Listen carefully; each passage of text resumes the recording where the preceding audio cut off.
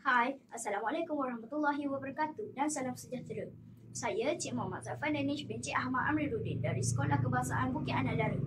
Pada hari ini, izinkan saya membawa kawan-kawan menyelami sebuah buku istimewa dari siri 3 Kisah 25 Rasul. Untuk siri ini terdapat kisah tentang Nabi Yaqub, Nabi Yusuf, Nabi Ayub dan Nabi Syuaib. Buku ini ditulis oleh Ana Maria dan Sharmila Muntaza. Buku ini mengandungi 32 muka surat. Ia juga diterbitkan oleh Azma Prima Enterprise. Buku ini menceritakan tentang 4 kisah agung. Bukan sekadar untuk dibaca tetapi untuk direnungi dan dihayati.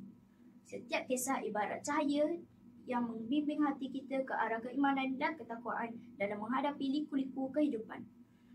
Kisah pertama membawa kita kepada kisah Nabi Yaqub yang diuji dengan pemusuhan dan pergaduhan oleh saudara kembarnya yang bernama Isyu. Kisah kedua pula ialah tentang Nabi Yusuf yang diuji dengan pengkhianatan oleh abang-abangnya lalu dibuang dalam sebuah perigi. Kisah ketiga membawa kita kepada kisah Nabi Ayub yang diuji dengan penyakit yang menyakitkan, kehilangan harta benda dan keluarga tersayang. Kisah keempat dan yang terakhir membawa kita kepada Nabi Syuaib, pendakwah gigih yang diuji dengan kaum Madian, kaum yang curang dan tamak dalam perniagaan. Keempat kisah ini mengajar kita bahawa ketenangan itu hadir daripada hati yang jujur dan ikhlas. Kisah kedua pula ialah tentang fitnah dan pengkhianatan tidak dapat menghalang cahaya kebenaran.